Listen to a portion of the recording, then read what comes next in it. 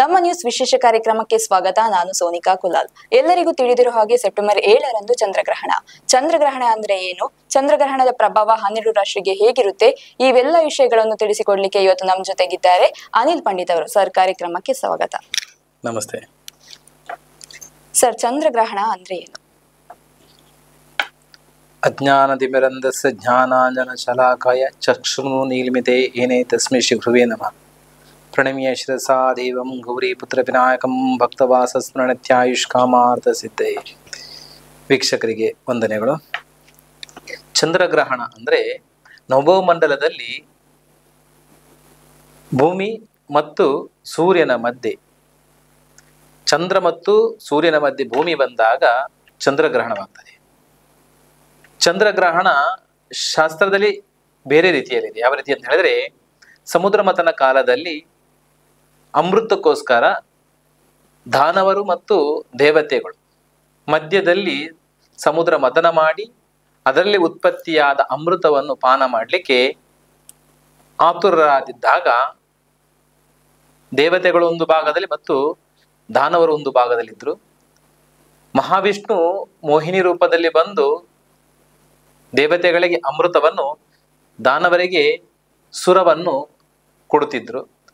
ಇದನ್ನು ತಿಳಿದ ಒಬ್ಬ ದಾನವರ ಸಾಲಿನಿಂದ ದೇವತೆಗಳ ಸಾಲಿಗೆ ಬಂದು ಕೂತ್ಕೊಳ್ತಾರೆ.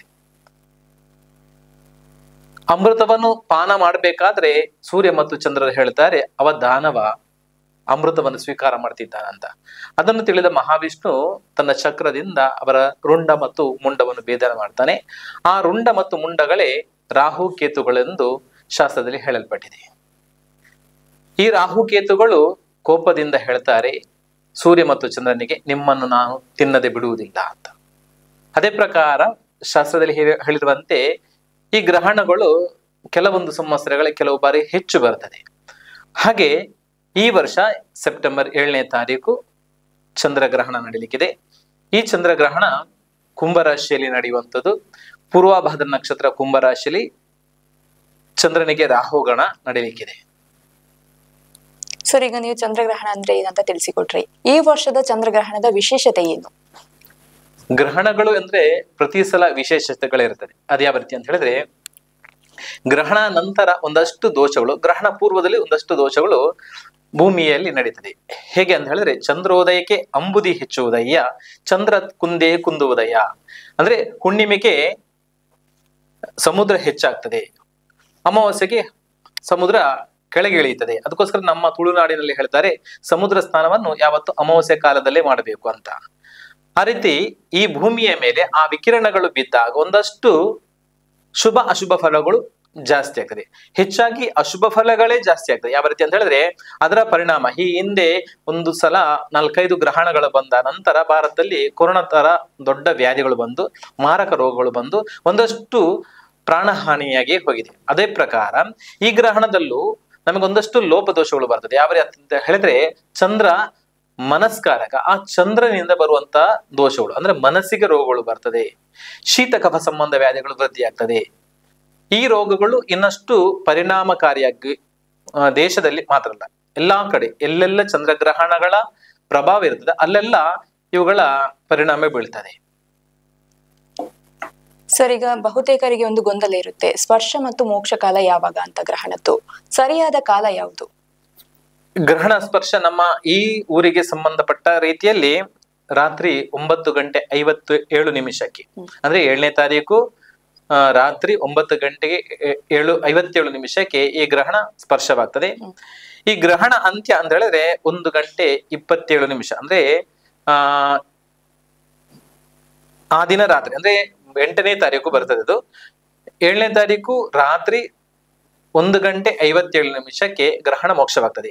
ಈ ಗ್ರಹಣದಲ್ಲಿ ಸಮ್ಮಿಲನ ಅಂತ ಇದೆ, ಅದು 11:01 ಮತ್ತು ಗ್ರಹಣ ಮಧ್ಯ 11:42. ಈ ಸಮಯದಲ್ಲಿ ಅರ್ಘ್ಯ ಕ್ರಮಗಳು ಅಂದ್ರೆ ಗ್ರಹಣ ಕಾಲವನ್ನು ಪುಣ್ಯ ಕಾಲ ಅಂತ ಹೇಳ್ತಾರೆ. ಆ ಪುಣ್ಯ ಕಾಲದಲ್ಲಿ ನಮ್ಮ ಗುರು ಹಿರಿಯರಿಂದ ಬಂದಿರುವಂತ ಕೆಲವೊಂದು ಮಂತ್ರಗಳು, ಬೀಜ ಮಂತ್ರಗಳಿರ್ತದೆ. ಯಾರಿಗೆ ಗುರುಗಳಿರ್ತಾರ ಅವರು ಅವರಿಗೊಂದು ಮಂತ್ರಗಳನ್ನು ಕೊಟ್ಟಿರ್ತಾರೆ, ತನ್ನ ಶಿಷ್ಯರಿಗೆ ಮಂತ್ರಗಳನ್ನು ಕೊಟ್ಟಿರ್ತಾರೆ. ಆ ಮಂತ್ರಗಳನ್ನು ಸಿದ್ಧಿ ಮಾಡ್ಲಿಕ್ಕೆ ಯೋಗ್ಯವಾದ ಸಮಯ ಅಂತ ಹೇಳಿದ್ರೆ ಗ್ರಹಣ ಕಾಲ ಅಂತ ಹೇಳಿದ್ರೆ, ಗ್ರಹಣ ಕಾಲವನ್ನು ಪುಣ್ಯ ಕಾಲ ಅಂತ ಹೇಳ್ತಾರೆ. ಈ ಸಮಯದಲ್ಲಿ ಅವರಿಗೆ ಕೊಟ್ಟಿರುವಂತಹ ಬೀಜ ಮಂತ್ರಗಳನ್ನು ಪಠನ ಮಾಡುವುದರಿಂದ ಆ ಮಂತ್ರವು ಅವರಿಗೆ ಸಿದ್ಧಿ ಆಗ್ತದೆ. ಈ ರೀತಿ ಎಲ್ಲರೂ ಕೂಡ ಈ ಮಂತ್ರಗಳನ್ನು ಸಿದ್ಧಿ ಮಾಡಬಹುದು. ಆದ್ರೆ ಕೆಲವರಿಗೆ ಗುರುಗಳೇ ಇರುವುದಿಲ್ಲ. ಅಂತವರು ಏನು ಮಾಡ್ಬೇಕಂತ ಹೇಳಿದ್ರೆ ಈ ಸಮಯದಲ್ಲಿ ಚಂದ್ರನಿಗೆ ಸಂಬಂಧವಾದಂತ ಮಂತ್ರಗಳನ್ನು ಪಠನ ಮಾಡುವುದರಿಂದ ಅವರಿಗೆ ಬರುವಂತ ಮಾನಸಿಕ ಮತ್ತು ದೈಹಿಕ ರೋಗಗಳು ಕಡಿಮೆ ಆಗ್ತದೆ. ಗುರು ವಿಹೀನವಾಗಿರೋರು, ಸಾಧಾರಣವಾಗಿ ಈಗ ತುಳುನಾಡಿನಲ್ಲಿ ಕೆಲವರಿಗೆ ಗುರುಗಳು ಇಲ್ಲ ಅಂತ ಇದ್ದಾರೆ, ಅಂತವರಿಗೆ ವಿಷ್ಣು ಸಹಸ್ರನಾಮ ಪಾರಾಯಣ ಮಾಡಬಹುದು. ವಿಷ್ಣು ಸಹಸ್ರನಾಮ ಅದು ಚತುರ್ವೇದಗಳನ್ನು ಓದಿದ ಪುಣ್ಯ ಫಲಗಳು ಬರುವುದು ವಿಷ್ಣು ಸಹಸ್ರನಾಮದಿಂದ. ವಿಷ್ಣು ಸಹಸ್ರನಾಮ ಅಂತ ಹೇಳಿದ್ರೆ ನಮ್ಮ ಶರೀರದಲ್ಲಿ 32,000 ನರನಾಡಿಗಳಿದೆ. 32 ಬಲ, 36 ಎಡಭಾಗದಲ್ಲಿ 72,000 ನರನಾಡಿಗಳಿದೆ.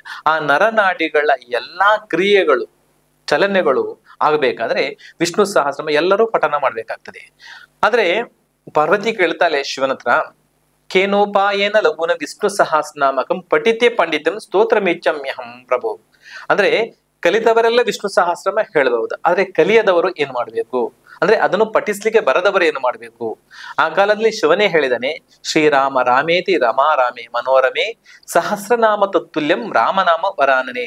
ಅಂದ್ರೆ ರಾಮನಾಮ ಜಪವನ್ನು ಕೂಡ ಮಾಡಬಹುದು. ಶ್ರೀರಾಮ ಜಯ ರಾಮ ಜಯ ಜಯ ರಾಮ ಅಂತ ಈ 13 ಅಕ್ಷರದ ಮಂತ್ರವನ್ನು ಪಠನ ಮಾಡುವುದರಿಂದ ಎಲ್ಲ ಅಂದ್ರೆ ಅವರ ಅನುಷ್ಠಾನಗಳ ಪ್ರಕಾರ ಅವರು ಯಾವುದು ಮನಸ್ಸಿನಲ್ಲಿ ಭಾವಿಸಿರ್ತಾರ ಆ ಎಲ್ಲಾ ಫಲಗಳನ್ನು ಅವರು ಅನುಭವಿಸ್ಲಿಕ್ಕೆ ಸಾಧ್ಯ ಉಂಟು.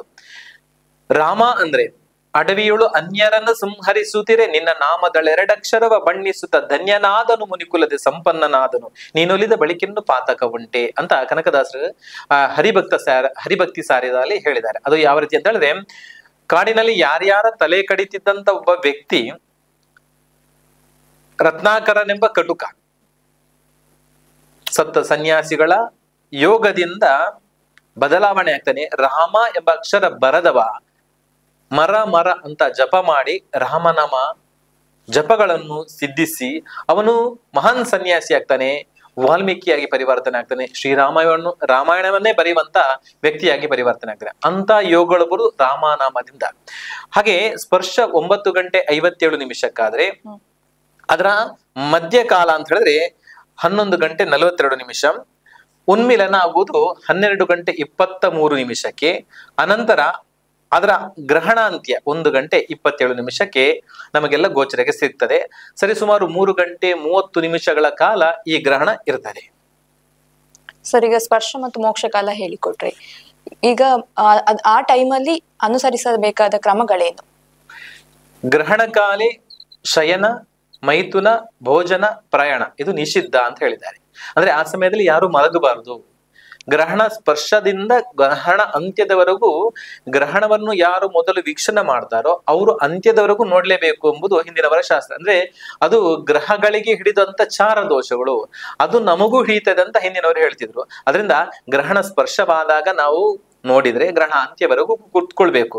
ಈ ಸಮಯದಲ್ಲಿ ನಾನು ಹೇಳಿರುವಂತದ್ದು ಜಪ ತಪಾದಿಗಳನ್ನು ಮಾಡುವಂಥದ್ದು, ಭಜನೆಗಳನ್ನು ಮಾಡುವಂಥದ್ದು, ಇವುಗಳೆಲ್ಲ ಮಾಡಿದ್ರೆ ಉತ್ತಮ.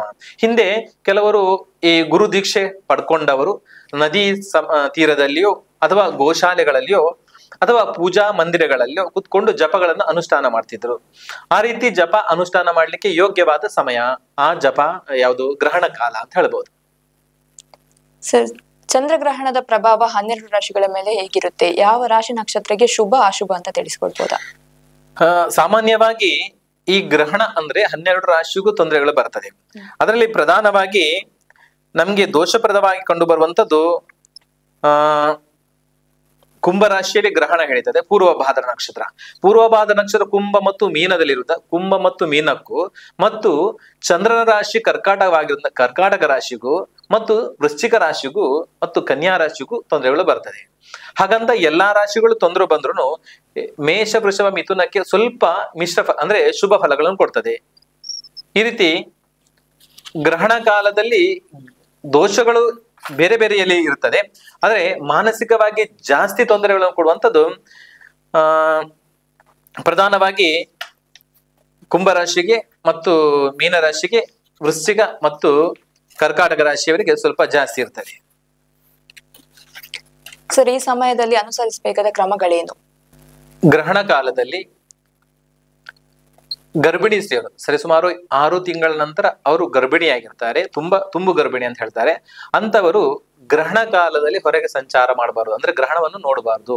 ಯಾಕಂದ್ರೆ ಆ ವಿಕಿರಣಗಳು ಯಾವುದು ಗರ್ಭದಲ್ಲಿರುವಂತ ಶಿಶುವಿನ ಮೇಲೆ ಪರಿಣಾಮ ಬಂದು ಆ ಮಗುವಿನ ಮೇಲೆ ಯಾವುದಾದ್ರೂ ದುಷ್ಟ ಪರಿಣಾಮ ಅಂದ್ರೆ ಅಂಗವೈಕಲ್ಯಗಳು ಬರಬಹುದು ಎಂಬುದು ಶಾಸ್ತ್ರದಲ್ಲಿ ಹೇಳಿದೆ. ಅದರಿಂದ ಗ್ರಹಣ ಕಾಲದಲ್ಲಿ ಸ್ತ್ರೀಯರು ಅಂದ್ರೆ ಗರ್ಭಿಣಿ ಸ್ತ್ರೀಯರು ಮತ್ತು ಮಕ್ಕಳು ಮತ್ತು ವೃದ್ಧರು ಹೊರಗೆ ಹೋಗದಿರುವುದು ಉತ್ತಮ. ಮತ್ತೆ ಗ್ರಹಣ ಕಾಲದಲ್ಲಿ ಹಿಂದಿನವರು ಹೇಳಿದಂತೆ ಚೂಪಾದ ವಸ್ತುಗಳಿಂದ ಕೊಯ್ಯುವಂಥದ್ದು, ಹೊಲಿಯುವಂಥದ್ದು ಇಂಥದ್ದೆಲ್ಲ ಮಾಡಬಾರ್ದು ಅಂತ ಶಾಸ್ತ್ರ ಹೇಳಿದೆ. ಯಾಕಂತ ಹೇಳಿದ್ರೆ ಅವುಗಳಿಂದ ಪರಿಣಾಮ ಬೀಳ್ತದೆ ಅಂತ. ಈ ಗ್ರಹಣ ಕಾಲದಲ್ಲಿ ಮಾನಸಿಕವಾದ ತುಮಲಗಳು ಜಾಸ್ತಿ ಆಗಿರುವುದರಿಂದ ಮನಸ್ಸಿಗೆ ನೋವಾಗದ ರೀತಿಯಲ್ಲಿ ಇರುವುದು ಒಳ್ಳೆಯದು. ಆ ಮನಸ್ಸಿನ ನೋವುಗಳ ನಿವೃತ್ತಿ ಮಾಡ್ಲಿಕ್ಕೆ ನಮಗೆ ದೇವರ ಆರಾಧನೆ ಮಾತ್ರ ಒಂದು ದಾರಿ ಇದೆ.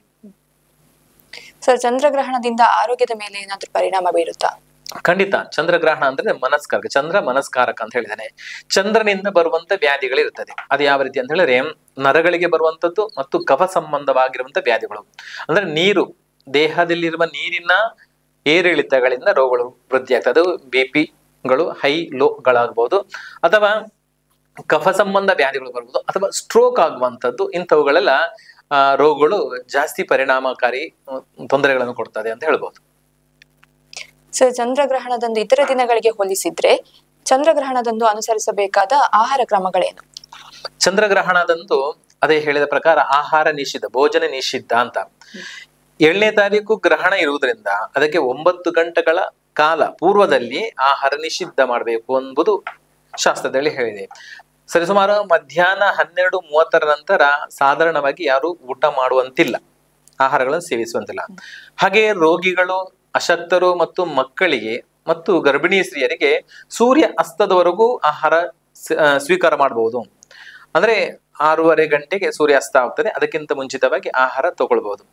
ಮತ್ತೆ ಗ್ರಹಣ ಮೋಕ್ಷದ ನಂತರ ಸ್ನಾನ ಮಾಡಿ ಹೊಸ ರೀತಿಯ ಆಹಾರಗಳನ್ನು, ಅಂದ್ರೆ ಒಳ್ಳೆಯ ಆಹಾರಗಳು, ಈಗಾಗಲೇ ತಯಾರು ಮಾಡಿಟ್ಟಂತ ಆಹಾರಗಳನ್ನು ತಿನ್ನುವಂತಿಲ್ಲ. ಹೊಸ ಆಹಾರಗಳನ್ನು ತಿಂದು ನಮ್ಮ ಹಸಿವೆಯನ್ನು ಈಗಿಸ್ಕೊಳ್ಬಹುದು ಅಂತ ಹೇಳ್ಬಹುದು. ಸರ್, ಹಿಂದಿನ ಕಾಲದಲ್ಲಿ ಕೂಡ ಈಗ ಗ್ರಹಣ ಟೈಮಲ್ಲಿ ನಾವು ನೋಡಿರ್ಬೋದು, ಗರಿಕೆ, ಸಗಣಿ ಆಗಿರ್ಬೋದು, ಇದ್ದಿಲನ್ಗಳನ್ನ ಯೂಸ್ ಮಾಡ್ತಾರೆ. ಇದಕ್ಕೆ ಕಾರಣ ಏನು? ವೈಜ್ಞಾನಿಕ ಕಾರಣಗಳಂತ ಹೇಳಿದ್ರೆ ಅರಶಿನ ಅಂದ್ರೆ ಅದು ಆಂಟಿಬಯೋಟಿಕ್, ನಮ್ಮ ದೇಹದಲ್ಲಿರುವಂತ ರೋಗಗಳನ್ನು ನಿರೋಧಿಸುವಂತ ಶಕ್ತಿ ಇರುವುದು ಅರಶಿನಕ್ಕೆ. ಅದಕ್ಕೆ ಸಾಧಾರಣವಾಗಿ ನಮ್ಮ ಆಹಾರಗಳಲ್ಲಿ ಅರಶಿನ ಹುಡಿಯನ್ನು ಹಾಕಿರ್ತಾರೆ. ಅದಕ್ಕೋಸ್ಕರ ದೊಡ್ಡ ದೊಡ್ಡ ರೋಗಗಳು ಕೂಡ ನಮ್ಗೆ ಬರುದಿಲ್ಲ. ಹೀಗೆ ಕಳೆದ ಕೊರೋನಾದಲ್ಲಿ ಕೂಡ ನಮ್ಮ ಈ ಸಾಧಾರಣವಾಗಿ ಯಾರಿಗೂ ಅರಶಿನ ಯಾರು ಸೇವನೆ ಮಾಡ್ತಿದ್ದ ಅವರಿಗೆ ರೋಗ ಬರ್ತಿಲ್ಲ. ಅಂದ್ರೆ ನಾವು ದಿನನಿತ್ಯ ಬಳಸುವಂತ ಏನು ಪದಾರ್ಥ ಇದೆಯೋ ಅದರಲ್ಲಿ ಎಲ್ಲವೂ ಮೆಡಿಸಿನೇ ಇತ್ತು. ನಮ್ಮ ಆ ಪದಾರ್ಥಕ್ಕೆ ಹಾಕುವಂತ ಉಪ್ಪು ಅದು ದೇಹದ BP-ಯನ್ನು ಕಂಟ್ರೋಲ್ ಇಟ್ಕೊಳ್ತಿತ್ತು. ಯಾವುದು ಅರಶಿನ ತಿಂತಿದ್ದು ಅದು ಆಂಟಿಬಯೋಟಿಕ್ ಆಗಿತ್ತು, ನಮ್ಮ ದೇಹದಲ್ಲಿರುವಂತ ರೋಗಾಣುಗಳನ್ನು ನಾಶ ಮಾಡುವಂಥದ್ದು. ಜೀರಿಗೆ ಅಥವಾ ಕೊತ್ತಂಬರಿಗಳೇನಿತ್ತು ಅದು ನಮ್ಮ ಗ್ಯಾಸ್ಟ್ರಿಕ್ ಅಸಿಡಿಟಿಗಳನ್ನು ಕಡಿಮೆ ಮಾಡ್ತಿತ್ತು. ಇಂಥ ಎಲ್ಲವನ್ನು ಹೊಂದಿರುವಂಥದ್ದು ನಮ್ಮ ತುಳುನಾಡಿನ ಆಹಾರ ಪದಾರ್ಥ ಅಂತ ಹೇಳ್ಬೋದು, ಆಹಾರ ಪದ್ಧತಿಗಳು.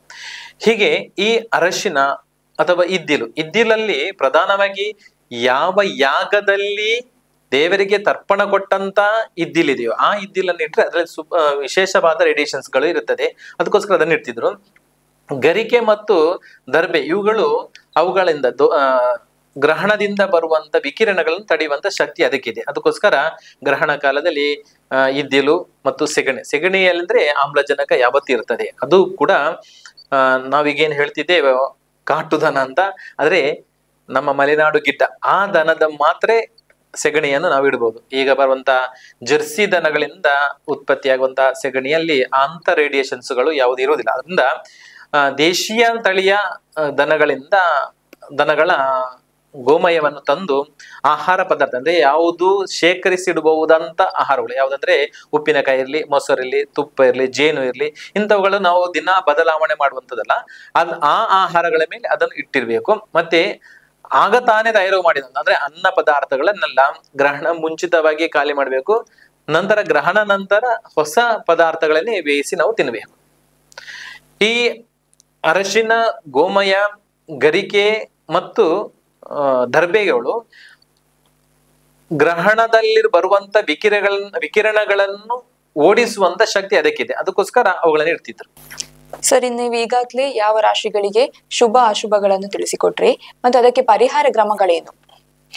ಯಾವ ರಾಶಿಗೆ ದೋಷವಿದೆಯೋ ಆ ದೋಷ ಇರುವುದಕ್ಕೆ ಅವರು ಪರಿಹಾರಗಳನ್ನು ಖಂಡಿತವಾಗಿ ಮಾಡಲೇಬೇಕು, ಇಲ್ಲದಿದ್ರೆ ಅದು ಮಾನಸಿಕವಾಗಿ ತೊಂದರೆಗಳನ್ನು ಕೊಡ್ತಾರೆ.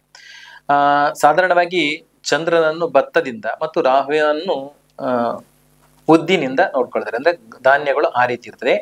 ಬೆಳ್ಳಿ, ಹಾಲು, ಬಿಳಿ ವಸ್ತ್ರಗಳು, ಅನ್ನ ಇವುಗಳನ್ನೆಲ್ಲ ದಾನ ಮಾಡುದು. ಅಂದ್ರೆ ಯಾರಿಗೆ ಅವಶ್ಯಕತೆ ಇದೆ, ಅಂದ್ರೆ ದಾನ ಮಾಡುವಾಗ ಅಪಾತ್ರರಿಗೆ ಯಾವತ್ತೂ ದಾನ ಮಾಡಬಾರ್ದು, ಪಾತ್ರರಿಗೆ ನಾವು ದಾನ ಮಾಡ್ಬೇಕಾಗ್ತದೆ. ಸಾಧಾರಣವಾಗಿ ನಾವು ಗ್ರಹಣ ನಂತರ ಮರುದಿನ ಉದ್ದು ಮತ್ತು ಬೆಳ್ತಿಗೆಯನ್ನು ಮತ್ತು ತುಪ್ಪವನ್ನು ಸ್ಥಳೀಯವಾಗಿರುವಂತಹ ನಮ್ಮ ಗ್ರಾಮದ ದೇವರಿಗೆ ಅಥವಾ ದೇವಸ್ಥಾನಗಳಿಗೆ ಮತ್ತು ಯಾರಿಗೆ ಅದನ್ನು ಕೊಡ್ಲಿಕ್ಕೆ ಯೋಗ್ಯವಾಗಿದ್ದಾರ ಅಂತವರಿಗೆ ನಾವು ದಾನ ಮಾಡೋದು ಉತ್ತಮ.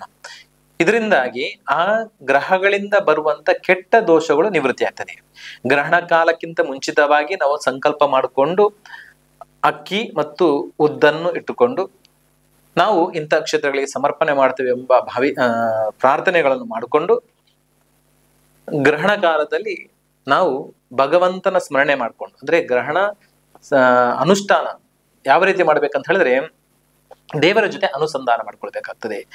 ಈ ಗ್ರಹಣ ಕಾಲದಲ್ಲಿ ನನಗೆ, ನನ್ನ ಮನೆಯವರಿಗೆ ಮತ್ತು ನನ್ನ ಊರಿಗೆ, ನನ್ನ ದೇಶಕ್ಕೆ ಬರುವ ತಾಪತ್ರೆಗಳಲ್ಲಿ ನಿವೃತ್ತಿಯಾಗಲಿ, ಅವುಗಳಿಂದ ಯಾವುದೇ ದುಷ್ಟ ಪರಿಣಾಮ ಬೀರದಿರ್ಲಿ ಅಂತ ಭಾವಿಸಿಕೊಂಡು ದೇವರ ಎದುರು ಕೂತುಕೊಂಡು ಒಂದು ತುಪ್ಪದ ದೀಪವನ್ನು ಹಚ್ಚಿ ದರ್ಬೆಯ ಚಾಪೆಯಲ್ಲಿ, ಅಂದ್ರೆ ಭೂಮಿಗೆ ಸ್ಪರ್ಶವಾಗದ ರೀತಿಯಲ್ಲಿ ನಾವು ಕೂತ್ಕೊಂಡು ದೇವರ ನಾಮಸ್ಮರಣೆಗಳನ್ನು ಮಾಡಬಹುದು, ಕುಲದೇವರ ನಾಮಸ್ಮರಣೆಗಳನ್ನು ಮಾಡಬಹುದು. ಅದು ಯಾವ ರೀತಿ ಅಂತ ಹೇಳಿದ್ರೆ, ಈಗ ಕೆಲವರಿಗೆ ಗುರು ಮುಖೇನ ಬಂದಿರುವಂತ ಮಂತ್ರಗಳಂತ ನಾನು ಹೇಳಿದೆ. ಗುರು ಇಲ್ಲದವರು ಏನು ಮಾಡ್ಬೇಕು ಅಂತ ಹೇಳಿದ್ರೆ ವಿಷ್ಣು ಸಹಸ್ರನಾಮ ಪಠನ ಮಾಡ್ಬೇಕು. ಅದು ಗೊತ್ತಿಲ್ಲದವರು ರಾಮನಾಮ ಜಪ ಮಾಡಬಹುದು, ಅಥವಾ ಅವರ ಕುಲದೇವರ ಜಪಗಳನ್ನು ಮಾಡಬಹುದು. ಈಗ ನಮ್ಮ ಕುಲದೇವರು ಸುಬ್ರಹ್ಮಣ್ಯ ದೇವರು, ಅವಾಗ ನಾವು ಓಂ ಶ್ರೀ ಸುಬ್ರಹ್ಮಣ್ಯಾಯ ನಮಃ ಅಂತ ಜಪ ಮಾಡ್ಕೊಂಡು ಕೂತ್ಕೊಳ್ಬಹುದು. ಅದು 3.5 ಗಂಟೆಗಳ ಕಾಲ ಗ್ರಹಣ ಇರೋದ್ರಿಂದ ಅಷ್ಟು ಹೊತ್ತು ನಮಗೆ ಕೂತ್ಕೊಳ್ಳಿಕ್ಕೆ ಆಗುದಿಲ್ಲ, ಸ್ವಲ್ಪ ಸುಸ್ತಾಗ್ಬೋದು ಅಥವಾ ನಿದ್ದೆ ಬರ್ಬೋದು. ಈ ಸಮಯದಲ್ಲಿ ನಾವು ಬೇರೆ ಬೇರೆ ರೀತಿಯಲ್ಲಿ ಮಾಡುವ, ಅಂದ್ರೆ ಸ್ವಲ್ಪ ಹೊತ್ತು ಭಜನೆ ಮಾಡುವಂಥದ್ದು, ಸ್ವಲ್ಪ ಹೊತ್ತು ಜಪಗಳನ್ನು ಮಾಡುವಂಥದ್ದು, ಸ್ವಲ್ಪ ಹೊತ್ತುಗಳು ಇನ್ನಿತರ ಯಾವುದೇ ಸ್ತೋತ್ರಗಳನ್ನು ಪಠನ ಮಾಡುವಂಥದ್ದು, ಇವುಗಳನ್ನ ಮಾಡಿಕೊಂಡು 3.5 ಗಂಟೆಗಳ ಕಾಲ ನಾವು ಅಲ್ಲಿ ನಿಲ್ಬಹುದು. ಗ್ರಹಣದ ಮರುದಿನ ನಾವು ಕೊಡುವ ದಾನದಿಂದ ನಮಗೆ ಬರುವಂತ ಮಾನಸಿಕ ಮತ್ತು ದೈಹಿಕ ರೋಗಗಳು ನಿವೃತ್ತಿ ಆಗ್ತದೆ. ಅಂದ್ರೆ ಸ್ಥಳೀಯವಾಗಿರುವಂತ ಸಾಧಾರಣವಾಗಿ ನಮ್ಗೆಲ್ಲ ಗ್ರಾಮದಲ್ಲಿರುವುದು ಶಿವಕ್ಷೇತ್ರಗಳಿರ್ತದೆ. ಆ ಶಿವಕ್ಷೇತ್ರಗಳಲ್ಲಿ ಮರುದಿನ ಹೋಗಿ ಒಂದು ರುದ್ರಾಭಿಷೇಕವನ್ನು ಅಥವಾ ಇನ್ನಿತರ ಯಾವುದಾದ್ರೂ ದೇವಸ್ಥಾನಗಳಿದ್ರೆ, ಅಂದ್ರೆ ಮಹಾವಿಷ್ಣು ಕ್ಷೇತ್ರದಲ್ಲಿ ಹಾಲು ಪಾಯಸ ಸೇವೆಯನ್ನು, ದೇವಿ ಕ್ಷೇತ್ರಗಳಲ್ಲಿ ಕುಂಕುಮಾರ್ಚನೆ, ಹೂವಿನ ಪೂಜೆಯನ್ನು, ಇಂಥವುಗಳನ್ನು ಸಮರ್ಪಣೆ ಮಾಡಿಕೊಂಡು, ಯಾವ ರಾಶಿಗೆ ನಾನು ಹೇಳಿದೆ ಕುಂಭ, ಮೀನ, ಕನ್ಯಾ, ವೃಶ್ಚಿಕಕ್ಕೆ ಅಂತ ರಾಶಿಯವರು ಹೆಚ್ಚು ಹೋಗಿ ದಾನಗಳನ್ನು ಕೊಡುವುದು ಉತ್ತಮ. ಸರ್, ಎಲ್ಲೆಲ್ಲಿ ಚಂದ್ರಗ್ರಹಣ ಗೋಚರವಾಗುತ್ತೆ? ಭಾರತದಾದ್ಯಂತ ಈ ಗ್ರಹಣ ಅತಿ ತೀವ್ರತೆಯನ್ನು ಪಡೆದಿರುತ್ತದೆ.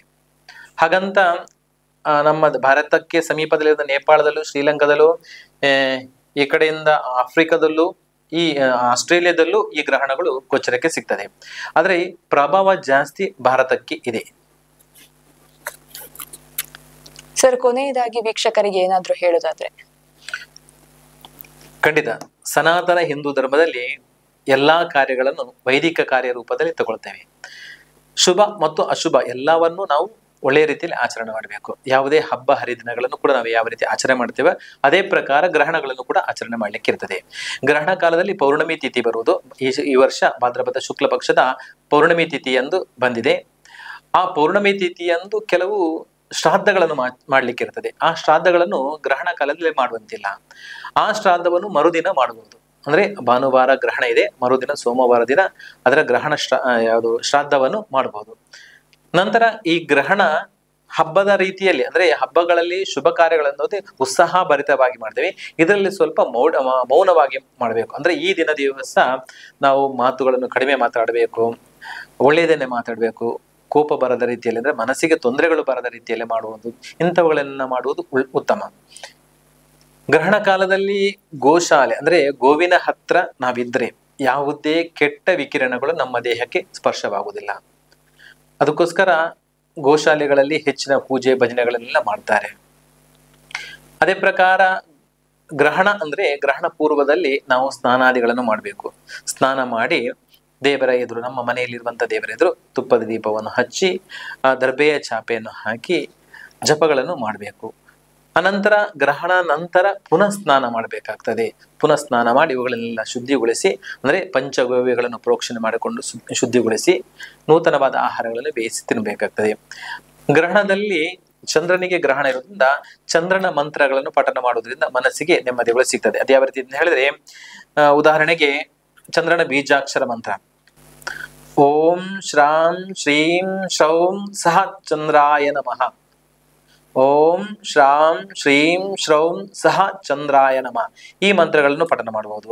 ಅಥವಾ ಗಾಯತ್ರಿ ಮಂತ್ರ ಓಂ ಕ್ಷೀರಪುತ್ರಾಯ ವಿದ್ಮಹೆ ಅಮೃತತ್ವಾಯ ಧೀಮಹಿ ತನ್ನೋ ಚಂದ್ರ ಪ್ರಚೋದಯಾತ್, ಈ ಮಂತ್ರಗಳನ್ನು ಪಠನ ಮಾಡಬಹುದು. ಇಲ್ವೇ ನವಗ್ರಹ ಜಪಗಳನ್ನು ಮಾಡಬಹುದು. ಅಥವಾ ಲಲಿತ ಸಹಸ್ರಮವನ್ನು ಪಠನ ಮಾಡಬಹುದು. ಈ ರಾಶಿಯವರು, ಅದು ಕರ್ಕಾಟಕ ರಾಶಿಯವರು ಸ್ವಲ್ಪ ಜಲತತ್ವವನ್ನು ಹೊಂದಿರುವವರು. ಅದರಿಂದ ಕರ್ಕಾಟಕ ರಾಶಿಯವರು ಹೆಚ್ಚಿನ ರೀತಿಯಲ್ಲಿ ದೇವಸ್ಥಾನಗಳಿಗೆ ಬರೋದನ್ನು ಹೋಗೋದು, ದೇವತಾ ಆರಾಧನೆಗಳನ್ನು ಜಾಸ್ತಿ ಮಾಡೋದು ಉತ್ತಮ. ಈಗ ಗುರು ಕೂಡ ಕರ್ಕಾಟಕ ರಾಶಿಗೆ ವ್ಯಯಸ್ಥಾನದಲ್ಲಿ ಇರುವುದರಿಂದ ಸ್ವಲ್ಪ ದೈವಾಧೀನ ಕಡಿಮೆ ಇರ್ತದೆ. ಆ ಸಮಯದಲ್ಲಿ ಅವರು ಸ್ವಲ್ಪ ಜಾಸ್ತಿ ದೇವತಾ ಆರಾಧನೆಯನ್ನು ಮಾಡೋದು ಒಳ್ಳೆಯದು. ಗೋಶಾಲೆಗಳಲ್ಲಿ, ಗೋಮಂದಿರಗಳಲ್ಲಿ ನಾವು ಅನುಷ್ಠಾನಗಳನ್ನು ಮಾಡುವುದರಿಂದ ನಮಗೆ ಆ ಕೆಟ್ಟ ವಿಕಿರಣಗಳು ದೇಹಕ್ಕೆ ಸ್ಪರ್ಶವಾಗುವುದಿಲ್ಲ. ಯಾಕಂದ್ರೆ ಗೋವಿನಲ್ಲಿ 33 ಕೋಟಿ ದೇವತೆಗಳಿದ್ದಾರೆ ಅಂತ ಹೇಳ್ತಾರೆ.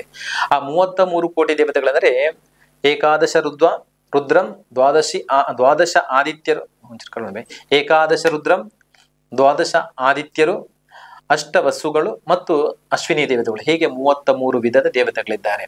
ಅದರಿಂದ ಆ 33 ದೇವತೆಗಳ ಪೂರ್ಣ ಅನುಗ್ರಹ ಸಿಗುವುದು ನಮ್ಮ ಗೋವಿನಿಂದ. ಹೀಗೆ ನಮ್ಮ ಸ್ಥಳೀಯವಾಗಿರುವಂತ ರಾಧಾಸುರಭಿ ಗೋಮಂದಿರ, ಬ್ರಹ್ಮಗಿರಿ ಗೋವಿಂದ ತೋಟ ಕುಡುಬನ ಹತ್ರ ಪುದುವಿನಲ್ಲಿ ಗ್ರಹಣ ಕಾಲದಲ್ಲಿ ರಾತ್ರಿ ಜಪ ಅನುಷ್ಠಾನಗಳು, ಭಜನೆಗಳು, ಕೀರ್ತನೆಗಳು ನಡೀಲಿಕ್ಕಿದೆ.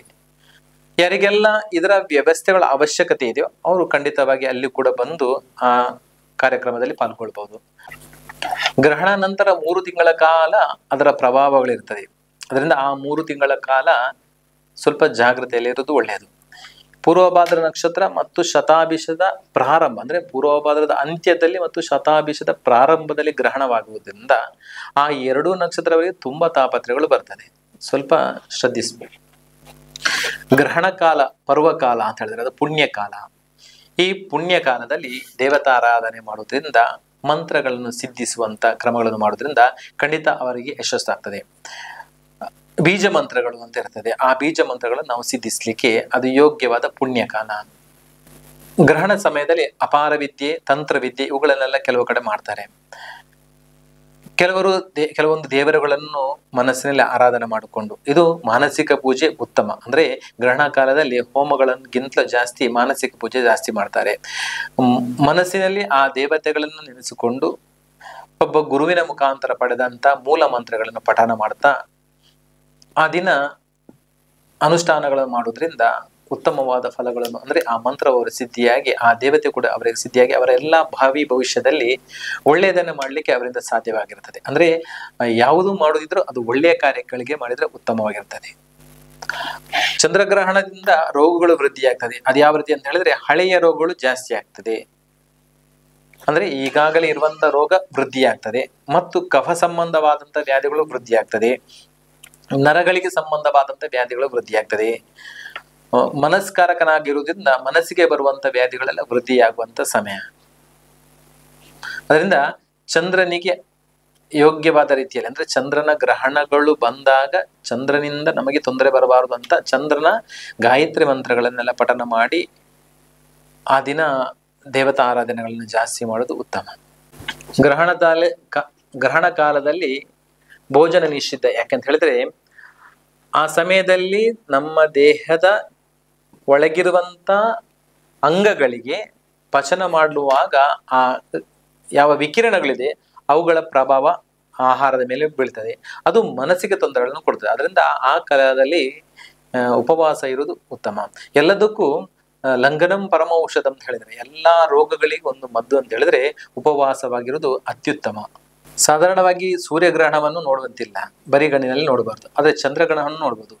ಸೂರ್ಯನ ಕಿರಣಗಳು ವಿಕಿರಣಗಳು ಜಾಸ್ತಿ ಇರುವುದರಿಂದ ಅದು ಬರಿಗಣ್ಣಲ್ಲಿ ಹಿಂದಿನವರು ನೋಡ್ತಿರ್ಲಿಲ್ಲ. ಅದು ಯಾವ್ದಾದ್ರು ಕನ್ನಡಗಳನ್ನು ಅಥವಾ ಸೆಗಣಿಯ ನೀರಲ್ಲಿ ಅಥವಾ ಎಕ್ಸ್ರೇಗಳನ್ನು ಹಿಡ್ಕೊಂಡು ಸೂರ್ಯಗ್ರಹಣ ನೋಡ್ತಿದ್ರು. ಆದ್ರೆ ಚಂದ್ರಗ್ರಹಣ ಆ ರೀತಿ ಏನಿಲ್ಲ, ನೋಡಬಹುದು, ಬರಿಗಣ್ಣಿಂದ ಕೂಡ ನೋಡಬಹುದು. ಅದು ಅಷ್ಟು ಪ್ರಭಾವವಾಗಿ ಇರುವುದಿಲ್ಲ, ಅದರ ಬೆಳಕುಗಳು ಪ್ರಭಾವ ಇಲ್ಲದಿರುವುದರಿಂದ ಅದನ್ನು ಯಾವತ್ತು ಬೇಕಾದ್ರೂ ನೋಡ್ಕೊಳ್ಬಹುದು.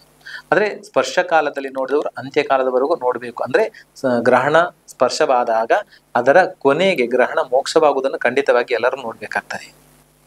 ನಮ್ಮಲ್ಲಿ ಎಲ್ಲವೂ ತಿಥಿಗಳ ಆಧಾರದ ಮೇಲೆ ನಿಂತಿದೆ.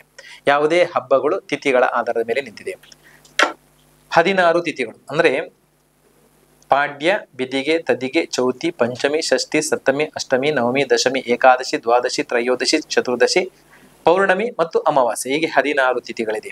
ಈ 16 ತಿಥಿಗಳಿಂದಲೇ ಎಲ್ಲಾ ಹಬ್ಬ ಹರಿದಿನಗಳು, ಎಲ್ಲಾ ಕಾರ್ಯಗಳು ನಡೆಯುವುದು. ಚಂದ್ರಗ್ರಹಣ ಸಾಮಾನ್ಯವಾಗಿ ಯಾವತ್ತು ಚಂದ್ರಗ್ರಹಣ ಪೌರ್ಣಮಿಗೆ ಮತ್ತು ಸೂರ್ಯಗ್ರಹಣ ಅಮಾವಾಸ್ಯೆಗೆ ನಡೀತದೆ. ನಮ್ಮ ಊರಿನಲ್ಲಿ ಎಲ್ಲವೂ ತಿಥಿಗಳ ಪ್ರಕಾರ ನಡೀತದೆ. ಅದು ಈಗ ಪಾಡ್ಯದಿಂದ ಹಿಡ್ಕೊಂಡ್ರೆ ಅಮಾವಾಸ್ಯವರೆಗೂ ಎಲ್ಲಾ ಕಾರ್ಯಗಳು ತಿಥಿಗಳ ಮುಖಾಂತರ ಮಾಡೋದು. ಈಗ 7ನೇ ತಾರೀಕು ಪೌರ್ಣಮಿ ನಂತರ 8ರಿಂದ ನಮಗೆ ಪಿತೃಪಕ್ಷ ಪ್ರಾರಂಭವಾಗ್ತದೆ. ಈ ಪಿತೃಪಕ್ಷ ಅಂತ ಹೇಳಿದ್ರೆ ಮೇಲೆ ಹೋದಂತ ಪಿತೃಗಳು ವಾಪಸ್ಸು ಭೂಮಿಗೆ ಬರುವಂತ ಸಮಯ. ಈ ಸಮಯದಲ್ಲಿ ಅವರಿಗೆ ಪಿತೃಗಳಿಗೆ ತರ್ಪಣ, ಪಿಂಡ ಪ್ರದಾನ ಇವುಗಳೆಲ್ಲ ಮಾಡಬೇಕು. ಗೋಶಾಲೆ ನಾವೆಲ್ಲ ಬರೋಣ. ಸ್ಥಳೀಯವಾಗಿರುವಂತಹ ರಾಧಾಸುರಭಿ ಗೋಮಂದಿರದಲ್ಲಿ 7ನೇ ತಾರೀಕಿಂದ 21 ಸೆಪ್ಟೆಂಬರ್ವರೆಗೂ, ಸೆಪ್ಟೆಂಬರ್ 21ನೇ ತಾರೀಕು ಭಾನುವಾರದವರೆಗೂ ಮಹಾಲ ಅಮಾವಾಸ್ಯೆಯವರೆಗೂ 15 ದಿನಗಳ ಕಾಲ ಪಿತೃತರ್ಪಣ ಅಂತ ಕಾರ್ಯಕ್ರಮವಿದೆ. ಇಲ್ಲಿ ಪಿತೃಗಳಿಂದ ಎಲ್ಲಾ ದೋಷಗಳು ಬರುವಂಥದ್ದು. ನಮಗೆ ದೇವರಿಂದ ಏನು ಬರ್ಲಿಕ್ಕಿದೆಯೋ ಅದು ಪಿತೃದೇವತೆಗಳ ಮುಖಾಂತರ ನಮಗೆ ಸಿಗುವಂಥದ್ದು. ಅದರಿಂದ ಮಧ್ಯದಲ್ಲಿ ಮೀಡಿಯೇಟರ್ ಆಗಿರುವಂತವರು ಪಿತೃದೇವತೆಗಳು. ಆ ಪಿತೃದೇವತೆಗಳಿಂದ ನಮಗೆ ಪುಣ್ಯಗಳು ಸಿಗಬೇಕಾದ್ರೆ ಅವರಿಗೆ ಮೋಕ್ಷವಾಗಬೇಕು. ಸಾಧಾರಣವಾಗಿ ಈ ಪಿತೃ ಮಾಸಗಳಲ್ಲಿ ಅವರಿಗೆ ಮೋಕ್ಷ ಮಾಡುವಂತ ಕ್ರಮಗಳಿದೆ. ಪಿತೃತರ್ಪಣಗಳನ್ನು ಮಾಡುವಂಥದ್ದು. ರಾಧಾಸುರಭಿ ಗೋಮಂದಿರದಲ್ಲಿ ಈ ಒಂದು ಕಾರ್ಯಕ್ರಮವನ್ನು 15 ದಿನಗಳ ಕಾಲ ಮಾಡ್ತೇವೆ. ಯಾರಿಗೆಲ್ಲ ಪಿತೃತರ್ಪಣ ಮಾಡ್ಲಿಕ್ಕಿದೆ ಅವರು ಅಲ್ಲಿ ಬಂದು ಆ ಪಿತೃಗಳಿಗೆ ತರ್ಪಣಗಳನ್ನು ಬ್ರಾಹ್ಮಣ ಮುಖೇನ ನೀಡಬಹುದು.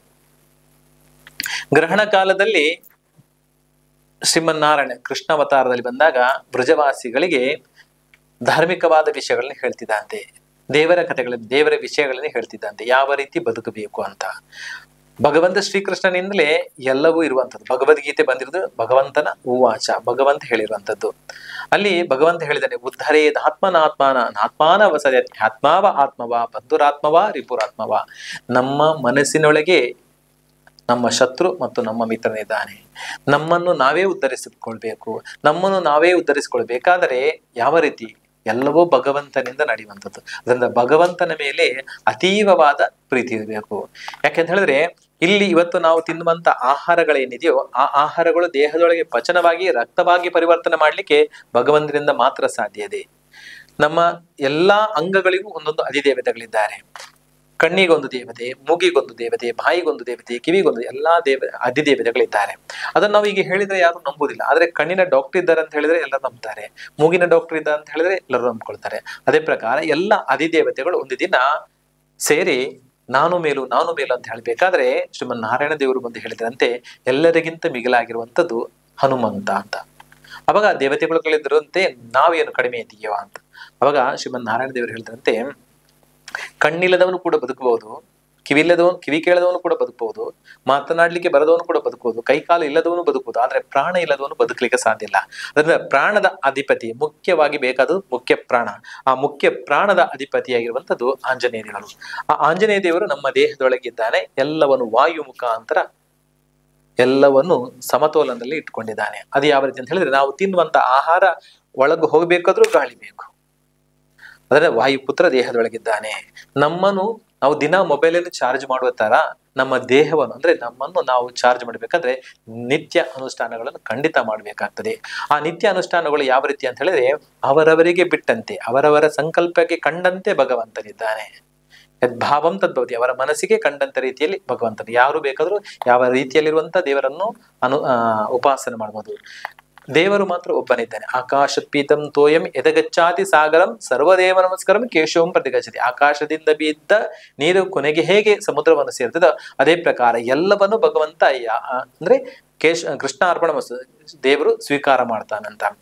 ನಾವು ಅನುಷ್ಠಾನಗಳನ್ನು ಖಂಡಿತ ಮಾಡಲೇಬೇಕು. ಮಾಡದಿದ್ದರೆ ನಮ್ಮ ದೇಹದ ಚಲನೆ ಕೂಡ ಭಗವಂತನ ಇಚ್ಛೆಯಿಂದ ನಡೀತದೆ. ಅಂದ್ರೆ ಭಗವಂತನ ಮತ್ತು ನಮ್ಮ ಮಧ್ಯದಲ್ಲಿ ಅನುಸಂಧಾನ ಖಂಡಿತ ಇರಬೇಕಾಗ್ತದೆ. ಸಾಧಾರಣವಾಗಿ ಮಂತ್ರಗಳು ಗೊತ್ತಿಲ್ಲದಾಗ ಹರೇ ಕೃಷ್ಣ ಕೃಷ್ಣ ಕೃಷ್ಣ ಹರೇ ಹರೇ, ಹರೇ ರಾಮ ರಾಮ ರಾಮ ಹರೇ ಹರ ಈ ಮಂತ್ರವನ್ನು ಕೂಡ ಹೇಳಬಹುದು. ಈ ಮಂತ್ರಕ್ಕೆ ವಿಶೇಷವಂದ್ರೆ ಅತೀವವಾದ ಶಕ್ತಿ ಇದೆ. ಈ ಮಂತ್ರವನ್ನು ಪಠನ ಮಾಡೋದ್ರಿಂದ ನಮ್ಮ ದೇಹದೊಳಗೆ ಮುಖ್ಯ ಪ್ರಾಣ ಹನುಮಂತ ದೇವರಿದ್ದಾನೆ. ಅದಕ್ಕೋಸ್ಕರ ಯಾರಿಗೆ ಈಜು ಬರುವುದಿಲ್ವೋ ಅವರು ನೀರಿಗೆ ಹಾರಿದ್ರೆ ಮುಳುಗ್ತಾರೆ. ಯಾಕಂದ್ರೆ ಆಂಜನೇಯ ತುಂಬಾ ಭಾರಂತೆ.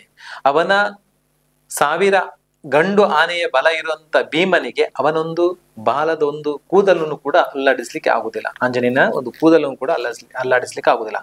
ಅಂತ ಶಕ್ತಿಶಾಲಿಯಾದ ಭೀಮನಿಗೂ ಸೋಲಿಸುವಷ್ಟು ಶಕ್ತಿ ಆಂಜನೇಯನಿಗಿತ್ತು. ಆ ಆಂಜನೇಯ ಭಾರ ಇರುವುದರಿಂದ ನಮ್ಮ ದೇಹದೊಳಗೆ ಆಂಜನೇಯ ದೇವರಿದ್ದಾನೆ. ಅದಕ್ಕೋಸ್ಕರ ಈಜಲಿಕ್ಕೆ ಬರದವರು ನೀರಿಗೆ ಹಾರಿದಾಗ ಮುಳುಗ್ತೇವೆ.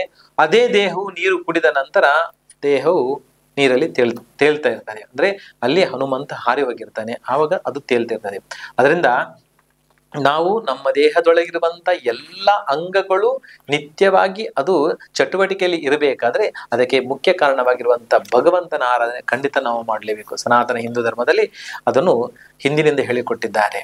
ಯಾವ ರೀತಿ ಅಂತ ಹೇಳಿದ್ರೆ, ನಾವು ಕುಂಕುಮ ಹಾಕಬೇಕದು ಯಾಕೆ ಹಾಕ್ತಿದ್ದೇವೆ ಅಂತ ಹೇಳಿದ್ರೆ, ಚಂದನಸ್ಯ ಮಹತ್ ಪುಣ್ಯಂ ಪವಿತ್ರಂ ಪಾಪನಾಚನಂ ಆಪದಂ ಹರತೆ ಲಕ್ಷ್ಮೀ ತಿಷ್ಠತಿ ಸರ್ವದಾ.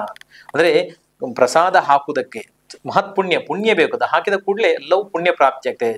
ಚಂದನಸ್ಯ ಮಹತ್ ಪುಣ್ಯಂ ಪವಿತ್ರಂ ಪಾಪನಾಶನಂ, ಪವಿತ್ರವಾಗಿದೆ, ಎಲ್ಲಾ ಪಾಪಗಳನ್ನು ನಾಶ ಮಾಡುವಂಥದ್ದು. ಆಪದಂ ಹರತೆ, ಆಪತ್ತು ಬರದ ಹಾಗೆ ಕಾಯುವಂಥದ್ದು ಇಲ್ಲಿರುವಂತ ನಮ್ಮ ಮಹಾವಿಷ್ಣುವಿನ ಪಾದ ಇಲ್ಲಿದೆ. ಅದಕ್ಕೋಸ್ಕರ ಲಕ್ಷ್ಮಿ ತಿಷ್ಠತಿ ಸರ್ವದಾ, ನಿತ್ಯವೂ ಲಕ್ಷ್ಮಿ ಇಲ್ಲಿ ಇರ್ತಾಳಂತೆ. ತೀರ್ಥ ತಗೊಳ್ಬೇಕಾದ್ರೂ ಒಂದು ಮಂತ್ರ ಇದೆ, ಅಕಾಲ ಮೃತ್ಯುಹರಣಂ ಸರ್ವ ವ್ಯಾಧಿ ನಿವಾರಣಂ ಸಮಸ್ತ ದುರಿತೋಪಶಮನಂ ವಿಷ್ಣು ಪಾದೋದಕಂ ಪಾವನಂ ಶುಭಂ. ಅಂದ್ರೆ ಮಹಾವಿಷ್ಣುವಿನ ಪಾದದಿಂದ ಉಂಟಾದಂತಹ ಗಂಗೆಯನ್ನು ಪಾನ ಮಾಡೋದ್ರಿಂದ ಶರೀರಕ್ಕೆ ಬರುವಂತ ಎಲ್ಲಾ ವ್ಯಾಧಿಗಳು ಕೂಡ ನಿವೃತ್ತಿ ಆಗ್ತದೆ. ಸಾಮಾನ್ಯವಾಗಿ ಈ ಚಂದ್ರಗ್ರಹಣ ಸ್ತ್ರೀಯರಿಗೆ, ಸ್ತ್ರೀಗ್ರಹ, ಅದರಿಂದ ಸ್ತ್ರೀಯರ ಮನಸ್ಸಿನಲ್ಲಿ ಕೆಟ್ಟ ಭಾವನೆಗಳನ್ನು ಜಾಸ್ತಿ ಮಾಡಿ ಆಗ್ತದೆ. ಅದರಿಂದ ಹೆಚ್ಚಿನ ಸ್ತ್ರೀಯರು ದೇವತಾ ಕ್ಷೇತ್ರಗಳಿಗೆ ಹೋಗಿ ದೇವತಾ ಸೇವೆಗಳನ್ನು ಮಾಡಿಸುವುದು ಉತ್ತಮ. ಈ ಸಮಯದಲ್ಲಿ ನಾವು ಗ್ರಹಣ ಕಾಲದಲ್ಲಿ ಚಿಂತೆಗಳನ್ನು ದೂರ ಮಾಡಿಕೊಂಡು ದೇವರ ಆರಾಧನೆಗಳನ್ನು ಮಾಡಿಕೊಂಡು, ಅಂದ್ರೆ ಅದು ಮನಪೂರ್ವಕವಾಗಿ ಮಾಡಬೇಕು ಹೊರತು ಒತ್ತಾಯಪೂರ್ವಕವಾಗಿ ಖಂಡಿತ ಯಾರು ಮಾಡಬಾರ್ದು. ಒತ್ತಾಯಪೂರ್ವಕ ಮಾಡಿದ್ರೆ ಅದನ್ನು ದೇವರು ಕೂಡ ಸ್ವೀಕಾರ ಮಾಡುವುದಿಲ್ಲ. ಯಾಕಂದ್ರೆ ಒಂದು ದಳೆಯು ಶ್ರೀ ತುಳಸಿಯು ಬಿಂದು ಗಂಗೋದಕವು ಇಂದಿರಾ ರಮಣೆಗೆ ಅರ್ಪಿತವೇನಲು. ದೇವರಿಗೆ ಬೇಕಾದದು ಒಂದು ಪ್ರೀತಿಯಿಂದ ಕೊಡುವಂತ ಒಂದು ಎಲೆಯ ತುಳಸಿ, ಒಂದು ಬಿಂದು ನೀರನ್ನು ಹಾಕಿದ ಮಾತ್ರಗೆ ಭಗವಂತ ಅಲ್ಲಿಯೇ ಇರ್ತಾನಂತೆ, ಅಂದ್ರೆ ನಮ್ಮ ಜೊತೆಯಲ್ಲಿ ಇರ್ತಾನಂತೆ. ಅಷ್ಟು ಪ್ರೀತಿ ಭಗವಂತನಿಗೆ ಭಕ್ತರ ಮೇಲೆ. ಅದಕ್ಕೆ ಹೇಳಿದರೆ, ಮಲಗಿ ಪರಮಾದರದೆ ಪಾಡಲು ಕುಳಿತು ಕೇಳುವ, ಕುಳಿತರೆ ನಿಲ್ಲುವ, ನಿಂತರೆ ನಲಿವ, ನಲಿದರೆ ಒಲಿವ. ಅಂದ್ರೆ ಭಗವಂತನನ್ನು ಈ ಕಲಿಯುಗದಲ್ಲಿ ಹೋಮ ಹವನಗಳಿಂದ, ಅಂದ್ರೆ ತಪಸ್ಸುಗಳಿಂದ ಸಿದ್ಧಿಸ್ಲಿಕ್ಕೆ, ದೇವರನ್ನು ನೋಡ್ಲಿಕ್ಕೆ ಸಾಧ್ಯವಿಲ್ಲ. ಅದಕ್ಕೋಸ್ಕರ ಸುಲಭ ಅಂದ್ರೆ ಈ ಸಮಯದಲ್ಲಿ ಮಾಡಬೇಕು ಜಪಾನುಷ್ಠಾನ, ಜಪಯಜ್ಞಗಳನ್ನು ಮಾಡಬೇಕು. ಜಪಗಳು ಯಾವುದು? ಈ ರೀತಿಯಲ್ಲಿರುವಂತಹ ಸುಲಭವಾದ ಜಪಗಳನ್ನು ಮಾಡ್ತಾ ಇದ್ರೆ ಖಂಡಿತ ಭಗವಂತನ ನಮ್ಮನ್ನು ರಕ್ಷಣೆ ಮಾಡ್ತಾನೆ, ನಮ್ಮ ಎಲ್ಲ ಕಷ್ಟ ಕಾರ್ಪಣ್ಯಗಳನ್ನು ಖಂಡಿತ ದೂರ ಮಾಡ್ತಾನೆ. ಈ ಗ್ರಹಣ ನಂತರ ಮರುದಿನ ಎಲ್ಲರೂ ಸ್ಥಳೀಯವಾಗಿರುವಂತಹ ಕ್ಷೇತ್ರಗಳಿಗೆ ಹೋಗಿ ಭಕ್ತಿಯ ಸೇವೆಗಳನ್ನು ಕೊಟ್ಟು ದೇವರ ಕೃಪೆಗೆ ಪಾತ್ರರಾಗಿ. ಸರ್, ನಮ್ಗೆ ಇಷ್ಟು ಹೊತ್ತು ಚಂದ್ರಗ್ರಹಣ ಅಂದ್ರೆ ಏನು, ಈ ಕಾಲದಲ್ಲಿ ನಾವು ಅನುಸರಿಸಬೇಕಾದ ಕ್ರಮಗಳಿಗೆ ತಿಳಿಸಿಕೊಟ್ಟಿದ್ದೀರಿ. ಧನ್ಯವಾದಗಳು.